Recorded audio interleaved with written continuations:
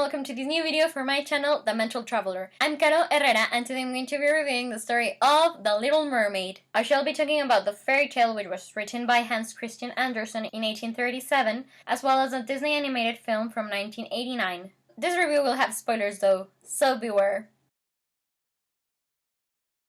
I was introduced to the story of The Little Mermaid through the Disney film, but I can't remember when I first saw it. I must have been really young. I do remember, though, that Ariel has been among my top 3 favorite Disney princesses of all time ever, since I was young, alongside Sleeping Beauty and Beauty and the Beast. Growing up, I really liked Ariel, and I've always thought of her as this really cool mermaid full of gumption, and I love her story. And when the sequel came out, I enjoyed it as well, though not as much as the original. What I do treasure just as much as the movie, though, is the animated prequel series that the movie inspired.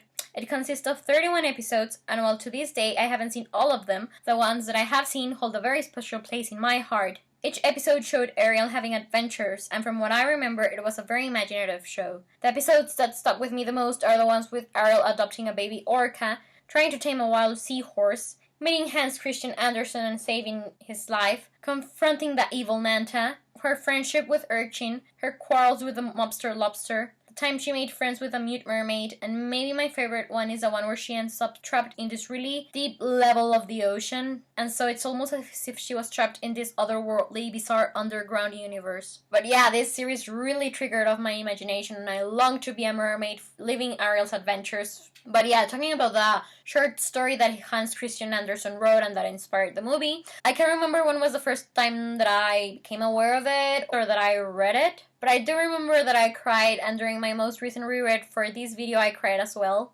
because it's just such an emotional story, and it's very different in some very important aspects from the Disney version, though I can see why they changed it, of course. But yeah, I must have read the short story when I was a teenager, though I was too young to really grasp everything that stood out to me in my most recent reread of this really bittersweet story, but nonetheless I really liked it. Anyways, I've always been really fascinated with mermaids, whether they're the ones from The Little Mermaid or the ones shown in Peter Pan, to the beautiful, dangerous ones of Pirates of the Caribbean. But in the end, I guess that the version that I love the most about mermaids are the ones that Disney come up with, which would be the universe that's presented in The Little Mermaid and the ones from the Pirates of the Caribbean.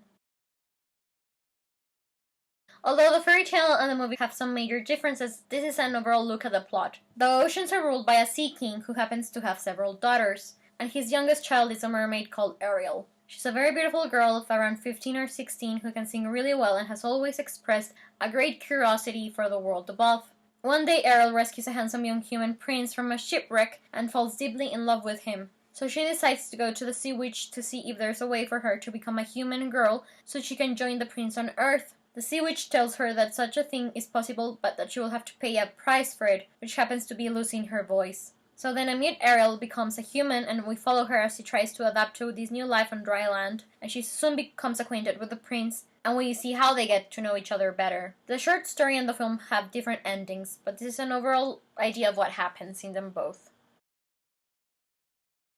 I give the short story a 5 out of 5 stars review. It's so bittersweet and poetic and beautiful. It's full of vivid details that make the story and the world it presents very rich. And now, having reread it as a young woman, I felt so much and so hard the bits where the Little Mermaid gave up everything at just the age of 15 to follow her heart. She was just a child, really. She was so young, too young to know what she was doing. But I'm glad that she had a choice and that she had that chance to take it without anyone stopping her, even if it wasn't the wisest of decisions. And it reminded me so much of how human beings will knowingly pay a very dear price for the thing that they most want, even if they know that that thing is not really worth it and that they will regret it. And yeah, during my last reread, I was crying because of the feelings of loss and regret that the short story was giving me, and how the Little Mermaid, she was just so quiet and brave, and yet resilient when facing adversities, and I felt so protective of her and I just wanted to hug her all the time. And the fact that she's an introvert in the book, I think, it makes her feelings for the prince seem more deep and true, and yet she just gives up everything for him without really even knowing him, and then she has to become acquainted with the realities of the world. It's just so sad. But on another note, I give the movie a 5 out of 5 stars review, because I personally think it's a beautiful story.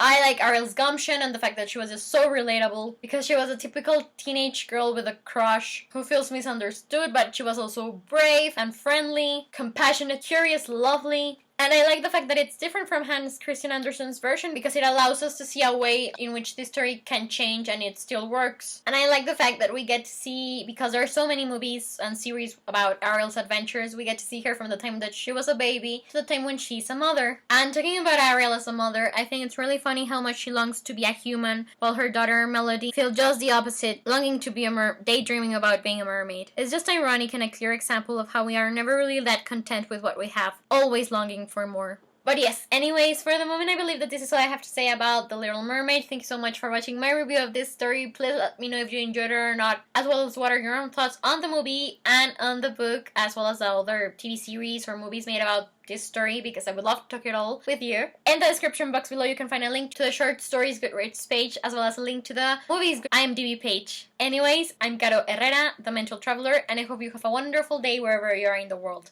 I'll be seeing you soon. Goodbye!